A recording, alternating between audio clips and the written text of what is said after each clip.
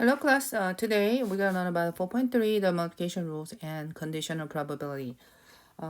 In 4.2, we learn about the addition rules because of the two events are the disjoint or mutually exclusive, or we can also use the multiplication rules, the addition rules for the non-mutually exclusive. But this time we are learning the multiplication rules because the we are looking for the probability or two or more event that is in sequence. So not happens same time, but it happens as in sequence.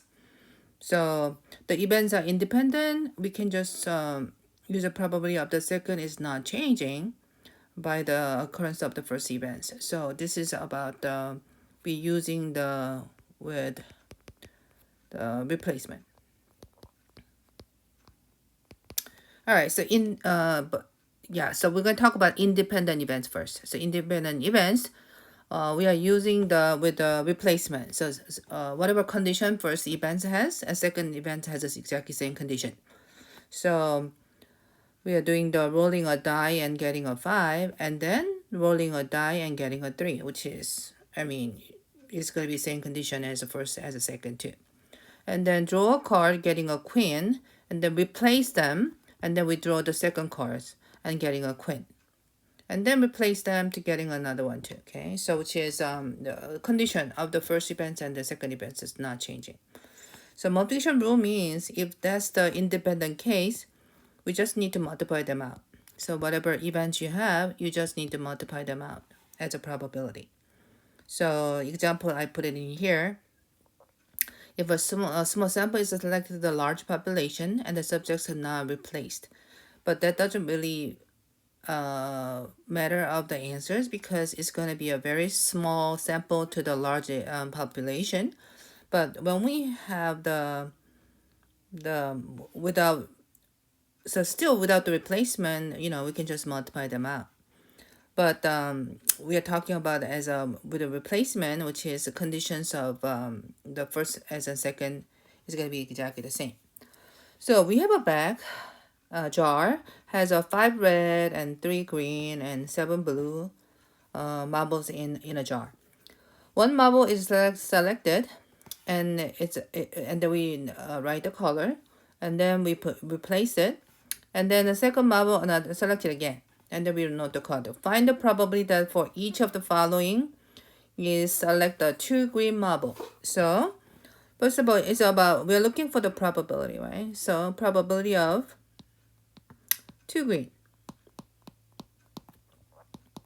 which means total of the marbles are 5 plus 3 plus 7. So there are 15 marbles. So out of 15, then we are only looking for the green. So first green, there are 3 green. But we replaced back to the jar. So you have another 3 green in a jar out of 15. So if you simplify, this is 1/5 times 1/5. 1/25 at the decimal 0.4. Now the second probability is we are getting 1 blue and 1 green in sequence. So out of 15 marbles, and there are 7 blues multiplied by, and then 1 green, which is we still have 15 marble because you put it back to the blues in the jar. So green is 3. So if you simplify it, this is reducible by 5. So it's going to be 7/75. So approximately we got 0.093. Selecting a red marble this time. So 1 red, and then 1 blue, and then 1 green in sequence. So there's a 5 red out of 15 times 1 blue, which is 7 out of 15, and then 1 green, 3 out of 15. So if you reduce that, 1 goes 15 3 times, 3 goes 15 5 times. So we got 1 times 7 times 1 is 1 over, and 15 times 15 is 225. So about 0.031. So that's how we do with a replacement, which is multiplication rule number 1. Let's look at the second page. Now, we want to talk about dependent case. So dependent case means without replacement. So number of the marble in a jar should be the different, right? Okay, so but before we do the problems, and then we want to talk about the which one is independent or dependent first. Okay, so in the dependent case is when the outcome or occurrence of the first event affects to the outcome or occurrence of the second event in such a way that the probability to change the event are independent events. So let's see which one is independent, which one is dependent. Determine which events are independent and which are dependent. Having a large shoes and having an IQ. So you choose a larger shoe size and then having a high IQ. I don't think there's any relation. So no relationship, right? Which means it's independent. I never heard that people who has a large shoe size has having high IQ or low IQ. Okay, so I don't think there's anything related. B. A parent being a left-handed and having a child who has a left-handed. I think it's a genetic thing questions, right? So very, very, very much close, right? Yeah. So I said it's a dependent. And getting a raise in salary and purchasing a new car. What do you think? I mean, some people, even though they have a raise, they don't buy a car. But mostly people think about when they have a raise, and then when they need a car, yeah, they're buying a car, right? So yeah, because money is affordable, right? So there's a relationship, right? So I want to say this is a dependent. And then for the D, rolling a die and then tossing a coin, this is totally independent, right? Because rolling a die, you have 6 different outcomes, and then tossing a coin has 2 different outcomes, which is head and tail, right? So this is independent. So when we get to the dependent events, we can think about the conditional probability and then the multiplication rule too. So the conditional probability to event B is relation to the event A.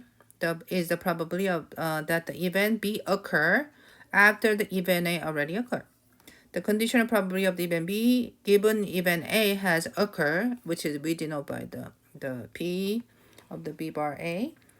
So for example, if the ace already been drawn without replacement, the probability that is a king will be drawn. Okay, my first card is ace is for 51 because there are 4 aces in a deck out of the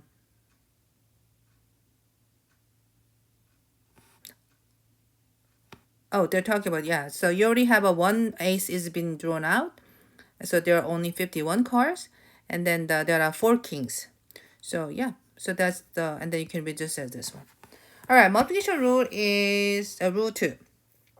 So when 2 events are dependent, the probability of both occurring is the product of the probability of the first event and the conditional probability of the second event.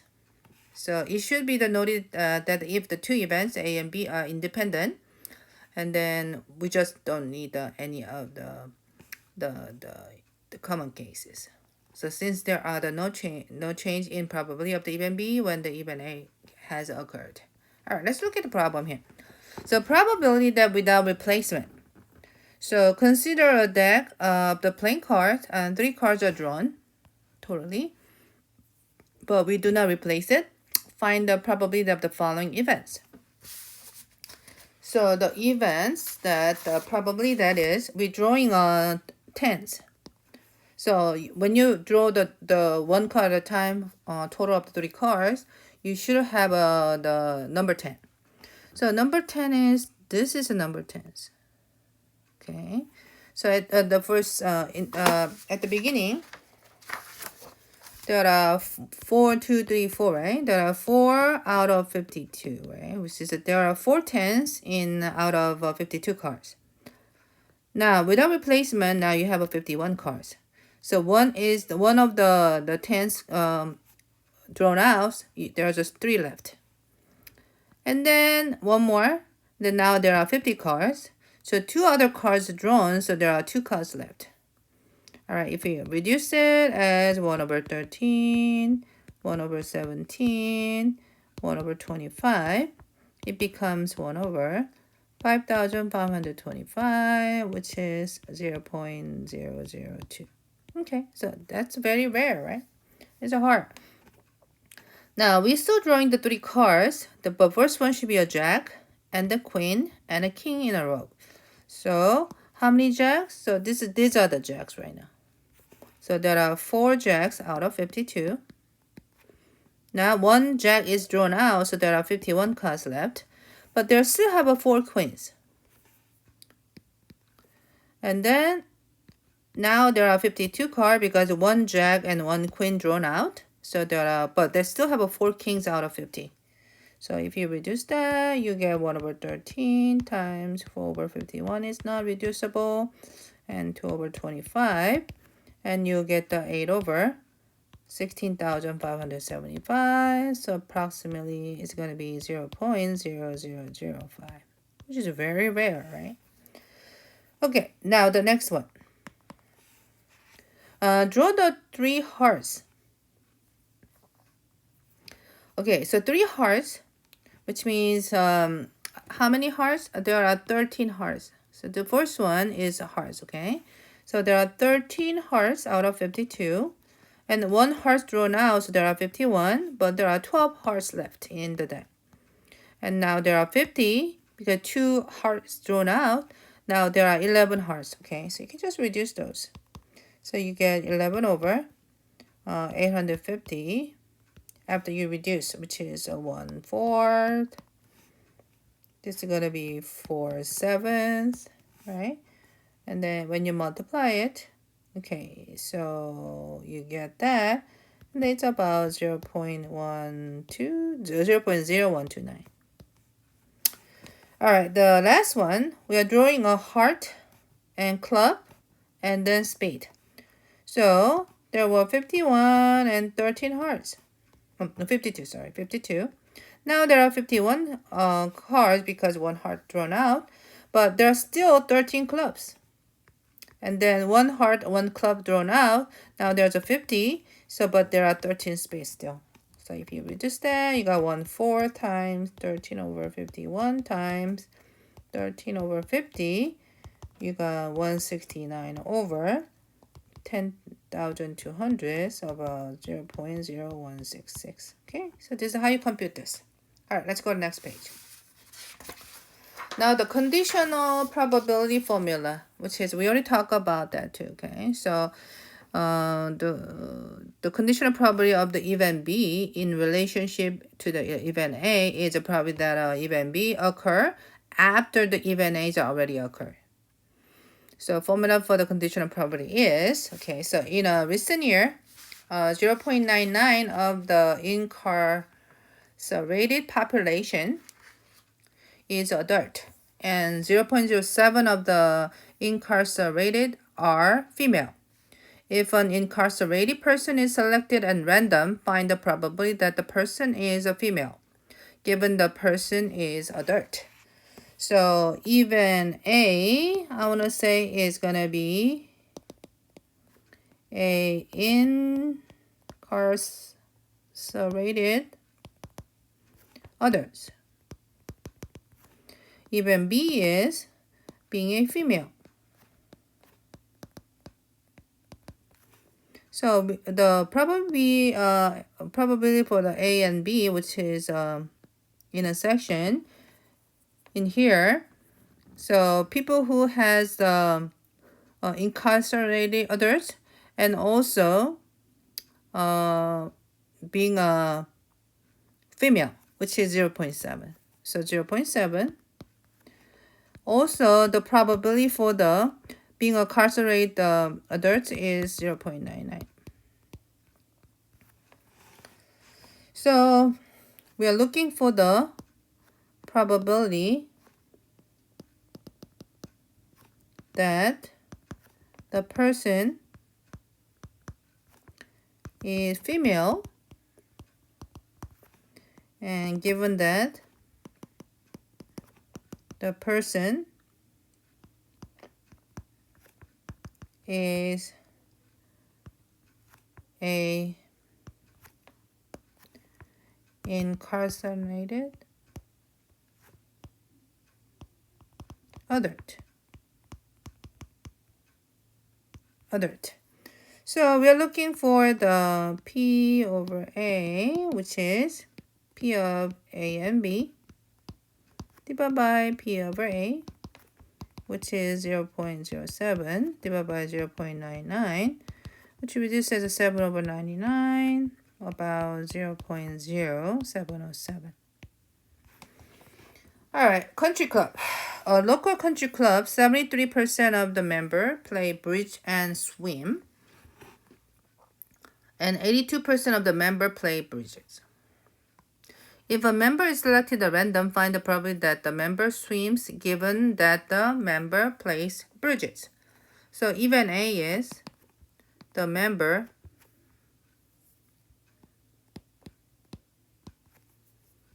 who plays bridges. And event B is the member who swims.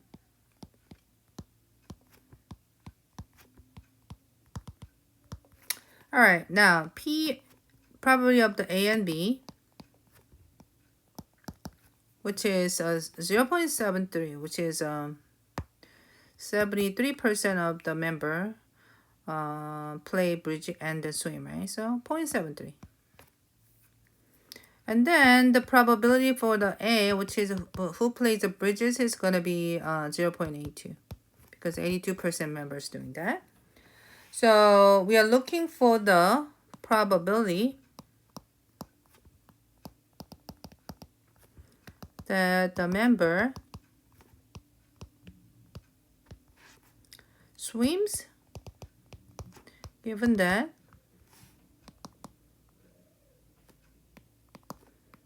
the member plays bridges. So P of B over A, which is P of A and B, P over A, which is 0.73, 0.82, which is 73 over 82, so about 0.8902.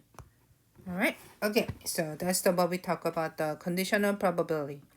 All right, let's look at the next page. Now we are talk about the probabilities for the least.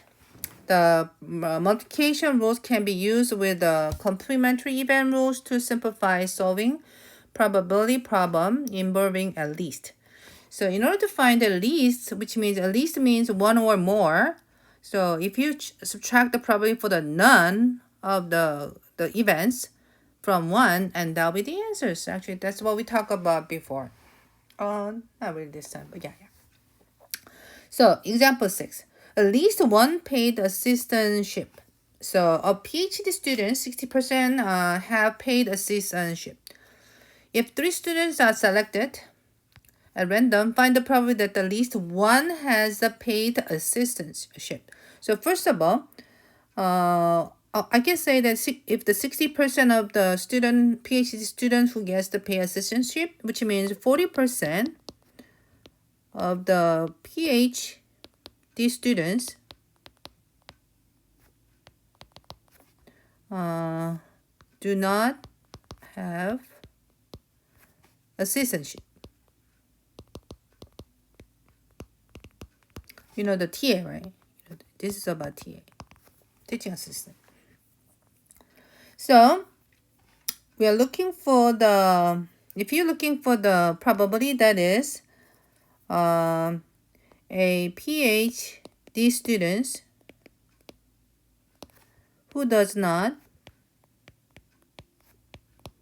have assistantship, which is going to be as a 3 students. So the students you pick does not have any assistancy, which is 0.4 times 0.4 times 0.4, which is same as 0.4 Q, which is 0.064.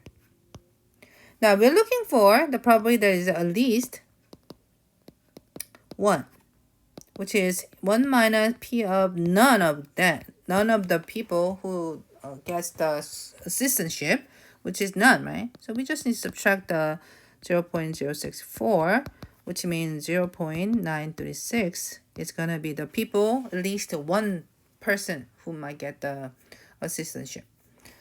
All right, example 7, at least 1 rose. In a bouquet, there are 6 roses, and 9 lilies, and 7 daisies, and then 6 orchids. If a full flowers are selected at random and do not replace the find, a probability there's at least 1 flower is rose. So which means we are looking for the probability has no rose. So have no rose means actually there are 6 nodes, but you pick the 4 flowers, right? So how many flowers total added up together? So 6 plus 9 plus 7 plus 6 flowers, which is make 28 flowers. So 8 of the 28 flowers, okay? And then there are 6 flowers, the roses, subtract 6, so 22. So 22 flowers doesn't include any rose, okay? So there are 22 pick out of 28.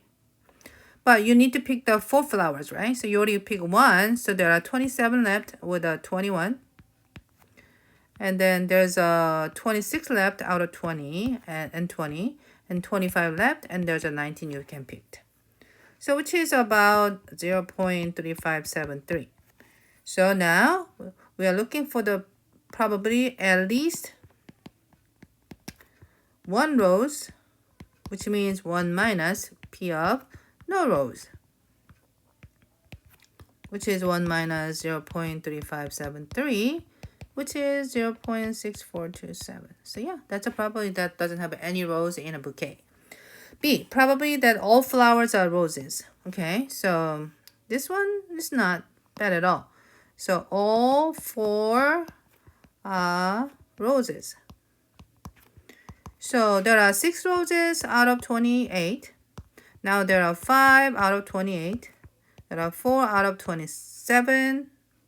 Oh, 27, so sorry. This must be 27, right? And there are 26, and then there are 25, and then there's 3 there. So it's about 0.0007. Okay, so is either event likely occur? So first event, the probability is 0.6427, so about 64%, right?